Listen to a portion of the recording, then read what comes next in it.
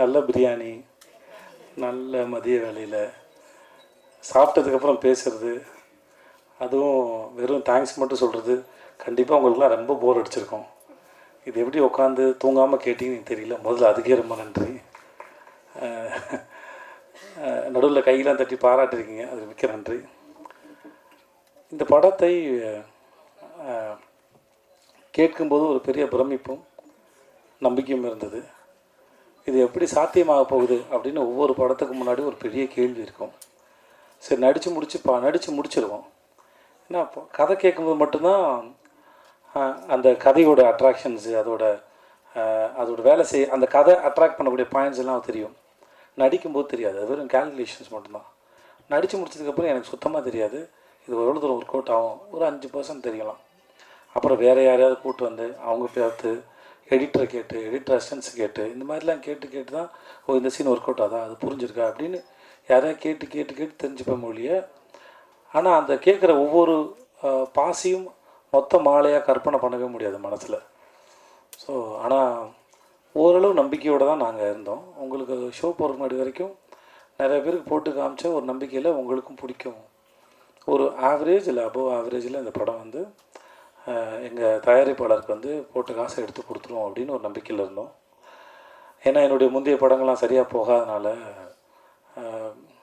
இன்னொரு நண்பர் சொன்னார், இந்த மாதிரி என்னோடய படம் ஒரு பேனர் ஏற்றும்போது விஜய் சேதுபதிக்கு இனிமேல் பேனர் ஏற்றினா கூட்டமாக வரப்போகுது அப்படின்னு ஒரு 2-3 படத்துக்கு முன்னாடி சொன்னதாக என்கிட்ட சொல்லும்போது நான் ஒரு வேளை என்னன்னு தெரியல, ஒரு கணக்கெலாம் இருக்கலாம். பட் அதெல்லாம் யோசித்து இந்த படத்தை செய்யலாம் இல்லை. இது எந்த விதமான எமோஷனலுக்காகவும் இதை சொல்லவே இல்லை. இந்த மாதிரி நிறையா கேள்விகள் என்னை சுற்றி ஓடிக்கிட்டே இருந்தது. அந்த கேள்விகளுக்கு பதில் சொல்வதற்காக மகாராஜா பண்ணலை. ஏன்னா அந்த எண்ணத்தில் பண்ணால் அது உருப்படாது. அதனால் அப்படிலாம் யோசிச்சு எதையுமே பண்ணல. கேள்வி எதையும் நான் எழுப்பவில்லை. என்னை சுற்றி இருக்கவங்க தான் கேள்வி எழுப்புனாங்க. என்னை சுற்றி இருக்கவங்க தான் பதிலும் சொன்னாங்க. அந்த பதிலாக மகாராஜா அமைஞ்சதில் நான் நித்திலனுக்கும் சுதன் சாருக்கும் ரொம்ப பெரிய நன்றி நான் சொல்லிக்கிறேன். நீங்கள் படம் பார்த்து முடித்து அன்றைக்கி நடந்த ப்ரெஸ் மீட்டில் கேள்வியெலாம் கேட்டு அப்படிலாம் போனோம். அன்றைக்கி நான் ரொம்ப சந்தோஷமாக இருந்தேன். ஏன்னா நீங்கள் எல்லாருமே கேள்வி கேட்டாலும் சிரித்த முகத்தோடு சந்தோஷத்தோடு எனக்கு கேட்டுட்டு இருந்தீங்க. அந்த மூமெண்ட் நாளைக்கு மக்கள் பார்க்க போகிறாங்க. இன்றைக்கி நீங்கள் பார்த்துட்டு அந்த இரவு ரொம்ப இனிமையான இரவாக இருந்தது. அது முடிச்சுட்டு போய் அந்த மோஸ்ட்லி நான் பேசினதெல்லாம் உட்காந்து பார்க்க மாட்டேன். என் படம் பார்க்குறது எனக்கு கூச்சமாக இருக்கும். அந்த ஒரு 14 நிமிஷம் 10 நிமிஷம்னு நினைக்கிறேன், அதை உட்காந்து பார்த்துட்டு இருந்தேன். ரொம்ப சந்தோஷமாக இருந்திருக்கேன் அந்த நேரத்தில். நீங்கள் படம் பார்த்து நீங்கள் அதை வரவேற்ற விதத்தை பார்த்து. ஸோ உங்கள் அனைவருக்கும் மிக்க நன்றி. உங்களுடன் இதுவரை இருந்த உறவும் இனிமையானது, இனிமேல் தொடரப்போகிற உறவும் இனிமையானது. உங்கள் அனைவருக்கும் மிக்க நன்றி. மக்களுக்கு ரொம்ப பெரிய நன்றி. உங்கள் ரசனைக்கு ரொம்ப நன்றி. என் மீது வைத்த நம்பிக்கைக்கு நன்றி. இந்த படத்தின் மீது ரசித்து முன்னாடி நாங்கள் சொன்ன மாதிரி இந்த படத்தை பற்றின அந்த பிளாட்ஸை மக்கள் கண்ணியத்தோடு மற்றவங்களுக்கு சொல்லாமல் அதை காப்பாற்றவும் நான் நம்பணும். முடிஞ்ச அளவுக்கு கேள்வி கேட்டவங்களும் மக்களும் இங்கேயும் சரி, நான் ஹைதராபாத்தில் போய்ட்டு ப்ரொமோஷன் பண்ணும்போது சரி, ஆஃப்டர் ரிலீஸ் இந்த ப்ரொமோஷனுக்கு போகும்போது சரி, சில கேள்விகளை கேட்டால் கதை தெரிஞ்சுக்கிறேன்னு அந்த கண்ணியத்தோடையே கேள்வி கேட்டாங்க. ஸோ அந்த அத்தனைக்கும் நன்றி. என் கூட பணிபுரிந்த ஒவ்வொருக்கும் தனித்தனியாக தேங்க்ஸ் சொன்னால் எனக்கும் தூக்கம் வருது, நல்லா சாப்பிட்டு நான். அதில் மிக்க நன்றி. அன்புடன் விஜய் சேதுபதி. நன்றி. Very good afternoon every one. ஒன்று தான் இருக்குது சொல்கிறதுக்கு. நன்றி நன்றி நன்றி for all the support that you've always given us, to all the press, media, to all the people, and to my very own Maharaja family. I would like to say thanks to Sudan first for having invited me into this film. இந்த ஸ்கிரிப்டுக்காக என்னை கூப்பிட்ட உடனே நான் சொன்ன ஒரே விஷயந்தான், எனக்கு இந்த படம் it's okay whether my part is small or big, I don't mind, but I want to be a part of a very, very good film. And it made me even happier when he told me that it is an opportunity to work with Sethu sir. So thank you so much for having me in my thoughts for this character. I'm very happy to be part of a very successful film, and more than anything Sethu sir's 50th film, and which you've all accepted wholeheartedly, fallen in love with. It's doing phenomenally well even in Kerala, which has been giving so many hits in recent times back to back. So, I'm very, very happy when I can go back to my people as well and, have a film that I've done in Chennai, in Tamil, that is doing really well amongst the Malayalis. In fact, I got so many calls and messages. I've not received a response like this for any of my films in recent times. So, thank you so much for Nithalin, for giving me, even though it's a small part, I'm very, very happy to be a part of this film. I have also watched Maharaja purely from the audience perspective. And I have fallen in love with performances. Of course, Sethu Sir's is phenomenal. You cannot take your eyes away from his eyes, and it kind of makes you you feel so connected to his character. That's one. But besides that, I really enjoyed performances of Singambuli sir. I've never met him before, but he was phenomenal. He was so much fun to watch. In fact, I was நான் வீட்டில் வந்து அந்த reveal portions இருக்குல்ல, camera வச்சு ஒரு reveal portion இருக்குது நட்டி சோரோட சேர்ந்து with the cops, அந்த போர்ஷன்ஸ் மூலம் நான் அப்படியே இமிட்டேட் பண்ணி ஆக்ட் பண்ணிகிட்டே இருந்தது. Because my parents just loved it. அவங்க மறுபடியும் வந்து செகண்ட் டைம் போய் பார்த்தேன் மூவி. அப்போ தான் நிறைய விஷயங்கள் ஃபர்ஸ்ட் டைம் தெரியாத நிறைய விஷயங்கள் அப்போ தான் புரிஞ்சிடுச்சு.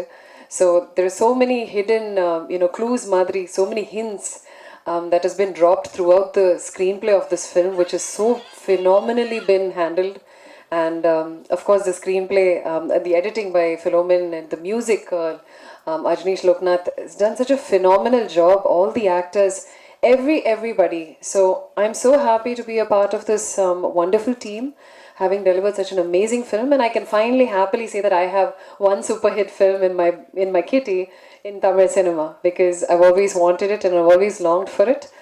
So thank you so much for wholeheartedly welcoming me back, and for being such a strong support and taking Maharaja to the next level. Thank you so much. Thank you. கண்டாலே ஒரு மாதிரி பதட்டமாயிருது. Media நண்பர்கள் எல்லாருக்கும் என்னோட தாழ்மையான வணக்கங்கள். இந்த படம் இவ்வளோ வெற்றி அடைஞ்சிருக்குன்னா எல்லா டைரக்டர் சொல்கிற மாதிரி தான், அதுக்கு நீங்கள் மட்டும்தான் காரணம். அது உண்மையும் கூட. சின்ன யூடியூப் சேனல், அதில் கூட என் படத்தை ரிவ்யூ பற்றி போட்டு எமோஷனலாக கனெக்ட் ஆகி வாய் வழியாக படத்தை பாருன்னு சொன்னவங்க, வாட்ஸ்அப் ஸ்டேட்டஸ் வச்சவங்க, இன்ஸ்டா பண்ணுவாங்க, ஃபேஸ்புக்கில் போட்டவங்க, ட்விட் பண்ணுவாங்க, பத்திரிகையாளர்கள் எழுதுவாங்க. அவ்வளோ இது வரைக்கும் ஒரு நாளைக்கு மினிமம் 1000 கால் வரும். எனக்கு கால் அட்டன் பண்ணுறது 4 நாள் வேலையாக இருந்துச்சு. அவ்வளோ வாழ்த்து மழைகள். இதுக்கு தானே ஆசைப்பட்டேன் பாலகுமாரங்கிற ஒரு மாதிரி ரொம்ப சந்தோஷமாக இருக்குது. அத்தனை நல் உள்ளங்களுக்கும் என்னோட நெஞ்சார்ந்த நன்றிகள். படம் சார்ந்த டிஃப்ரெண்ட் ஒப்பீனியன் சில பேருக்கு இருந்தது. அவங்களோட ஒப்பீனியனும் நான் மதிக்கிறேன். அதில் அவங்க சொன்ன கரெக்ஷன்ஸ் எனக்கு சரின்னு பட்டதை நான் எடுத்துக்கிறேன். ஏன்னா சில பேருக்கு நான் படிக்கும்போது டிஃப்ரெண்ட் ஒப்பீனியன் இருந்தது. அந்த ஒப்பீனியன் மேலே நான் மரியாதை செலுத்துகிறேன், ரெஸ்பெக்ட் தம். அதில் எனக்கு அவங்க சொன்னதில் சரி அப்படிங்கிறத நான் அக்செப்ட் பண்ணிக்கிறேன். அதை நான் அடுத்த படங்களை சரி பண்ணிக்கிறேன். ஸோ உங்களுக்கு முதற்க நன்றி. போன முறை சொல்லும்போது என் அசிஸ்டன்ட் டைரக்டர் பேர் சொல்லும்போது சுரேஷ் விட்டேன். அருவாயிட்டு வந்துட்டாப்புல என்ன என் பேர் நீ எப்படி விடலாம் அப்படின்னு. அதனால் சுரேஷுக்கு மட்டும் நன்றி. இது எல்லாருக்கும் போன முறை சொல்லிட்டேன், அட்ஜஸ்ட் பண்ணிக்கோங்க. என்னோட சேதண்ணா, ஆர்டிஸ்ட் சேதண்ணா, அனுராக் சார், நட்டி சார், தாஸ் அண்ணன், மம்தா மேம், அபிராம் மேம், சிங்கப்புலி அண்ணன் சொல்லவே மாட்டேங்க, பார்த்தாலும் போகிற போக்கில் சொல்லிட்டு போயிடுவேன் கெஸ்ட் பண்ணிடுவாங்கன்னு சொல்லிட்டு. சிங்கப்புலி அண்ணன், கல்கி, சாச்சனா, எல்லிசு, ஆண்டனி, மணிகண்டன், எல்லாருக்கும் என்னோட இன்னும் ஏதாவது 1-2 விட்டு இருந்தால் மன்னிச்சுக்கோங்க. வினோத் அண்ணன், சேனாட்டி வினோத் அண்ணன், எல்லாருக்கும் என்னோட நன்றிகள். Technician team, Philo, TKP, Aju, art director Selvakumar sir, முக்கியமாக எங்கள் இபி குமார் அண்ணன், எல்லாருக்கும், இன்னும் டிசைன் பண்ணவர் ராஜா கிருஷ்ணன், தண்டோரா டிசைனர், சவுண்ட் சைட் பண்ண ஒலி, சிஜி பண்ண பிரசன்ட் பிக்சல், பேர் என்ன மறந்து போச்சு, பிக்சல் லைட், சாரி, இன்னும் இருக்கிற எல்லா டெக்னீஷியன் டீமுக்கும் என்னோட நெஞ்சார்ந்த நன்றிகள். சேதனை பற்றி நிறைய சொல்லியிருக்கேன். ஒரு இன்சிடென்ட் மட்டும் சொல்ல ஆசைப்பட்றேன். அவர் நான் முன்னாடி சொல்லியிருக்கேன், is a great actor, there is no doubt about that. But அதோட ஒரு பெரிய மனுஷன். ஒரு நாள் ஷூட் பண்ணிட்டு இருக்கும்போது யதார்த்தமாக ஷூட் பண்ணியிருந்தா ஒருத்தன் பொம்மை கடை மாதிரி வச்சுருந்தான் தள்ளு வண்டியில். அவன் ரெக்கார்டு வச்சுருந்தான். கூறு 3 ரூபா, கூறு 3 ரூபா மாதிரி, கூறு 50 ரூபா, கூறு 50 ரூபா வச்சுருந்தான். அந்த ரெக்கார்டை வாங்கி இவர், நான் சேதுபதி பேசுகிறேன், கூறு 50 ரூபா, கூறு 50 ரூபா, கூறு 50 ரூபா, கூறு 50 ரூபான்னு எடுத்து கொடுத்தாரு. அது இது ப்ரொஃபஷனலாக பண்ணியிருந்தால் ஒரு கோடி ரூபா சம்பளம் நினைக்கிறேன் இல்லைண்ணே. அது எனக்கு அந்த மொமெண்ட் என்னால் லைஃப்பில் மறக்கவே முடியல. அசால்ட்டாக அவள் தான் சொன்னேன், சேதனை வந்து மேன்மக்கள் பெரிய மனுஷன் நிறைய சொல்லலாம். எல்லாரும் கேட்குறாங்க சிங்கப்புலி எப்படிப்பா அந்த கேரக்டருக்கு சூஸ் பண்ணேன் அப்படின்னு. நான் ஒரு இன்சிடென்ட் சொல்ல ஆசைப்பட்டேன். அங்கே தான் அவரை நான் சூஸ் பண்ண ஆசைப்பட்டேன். தொப்பின்னு ஒரு ஆடியோ லான்ச்சு, தொப்பின்ற ஒரு படத்தோட ஆடியோ லான்ச்சு. எல்லாரும் பேசிட்டாங்க. அந்த ஆங்கர் வந்து சிங்கப்புலி அண்ணன் கூப்பிட்றாங்க, அடுத்ததாக சிங்கப்புலி வந்து பேசுவார் அப்படி சொல்லிட்டு போயிட்டாங்க. மனுஷனுக்கு என்ன கோவம் வந்துச்சுன்னு தெரியல. இந்த சாப்பிட்டுட்டு பல்லு இடுக்கல கறி மாட்டிக்கல, அப்போ நாக்கு வந்து தொலாவிட்டுருக்கலாம் அப்படி வந்து இப்படி பேசி மைக்கு பிடிச்சி இப்படி சொன்னார். என் பேர் சிங்கப்புலி, நான் வந்து அல்டிமேட் அது பேசிட்டேன். அல்டிமேட் சார் அஜித் நடித்த ரெட் படத்தோட டைரக்ட் நான் தான். சூர்யா சாரை வச்சு மாயாவை பண்ணியிருக்கேன். பாலா சார் படங்களே இவ்வளோ பண்ணியிருக்கேன். அவரோட ஹிஸ்ட்ரி ஃபுல்லாக லென்த்தாக சொல்லிவிட்டு என்னை வந்து போகிற போக்கில் சிங்கப்புலி வந்து பேசுவார் அப்படின்னு. ஒருத்தர் மனுஷன் அத்தனை கோவத்தை அடிக்கிட்டு அப்படின்னு பேசின அந்த ஆட்டிடியூட் இருக்குல்ல, இட்ஸ் அ ஃபினாமினல். கூப்பிட்றாந்தாள் அப்படின்ற மாதிரி எங்கே அவர் வேணும்ண்ணே, என்ன நீ வானே நீங்கள் பண்ணிடல அழுதுருவேன் அப்படின்ற மாதிரி கூப்பிட்டு கெஞ்சி கூத்தாடி நடிக்க வச்சுட்டேன்.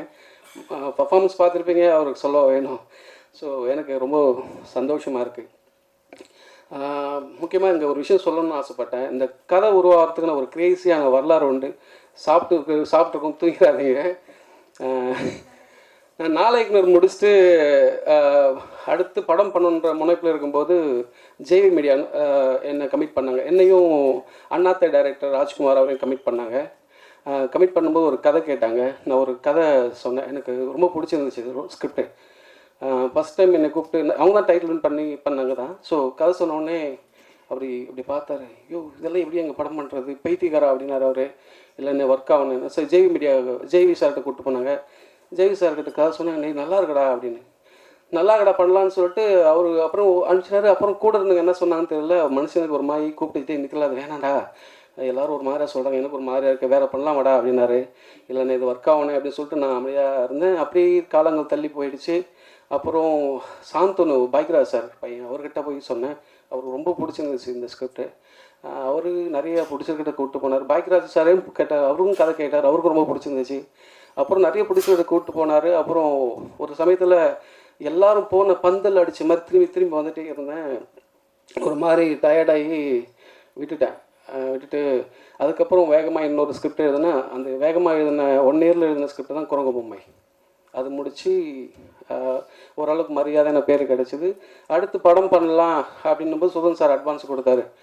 அப்படியே அந்த பழைய கதையை தூசி தட்டி சொல்லலான்னா மறுபடியும் இவரு தட்டி விட்டாங்க, என்ன பண்ணுறதுன்னு சொல்லி அந்த கதையில் இருக்கிற அந்த ப்ரமைஸ் மட்டும் ஜஸ்ட் ஒரு ப்ரமைஸ், அந்த க்ரன்ச் மட்டும் தனியாக எடுத்துகிட்டு வச்சுட்டு இதெல்லாம் தள்ளி போட்டுட்டு அதை வச்சுட்டு புதுசாக ஒரு ஸ்கிரிப்ட் எழுத ஆரம்பித்தேன். அவர்கிட்ட ஒரு 1 hour கதை சொன்னேன். அவர் ரொம்ப பிடிச்சி போச்சு. அப்புறம் பேசணும். என்னோட அவருக்கு எல்லா வேர்ஷனும் தெரியும் சுதன் சாருக்கு. அந்த சீனு அந்த வேர்ஷன் இல்லை திலன் அப்படிம்பாரு, அவ்வளோ வேர்ஷன் கிரியேட் ஆச்சு. அவர் சொல்லுவார், இவருக்கு டைம் மட்டும் கொடுக்காதீங்க, டைம் கொடுத்தா எழுதிட்டே இருப்பான். ஸோ நீ இப்போ எழுதிட்டு இருக்கல, இதே லாஸ்ட் வருஷம் முடிச்சுப்போம், நீங்கள் விட்டா இன்னும் எழுதிட்டு இருப்பேன், ஷூட் போயிடலான்னு சொல்லி போயிட்டோம். ரொம்ப சந்தோஷமாக இருக்குது. ரொம்ப சந்தோஷமாக இருக்குது. உங்களுக்கு எல்லாருக்கும் நன்றி. தேங்க்யூ.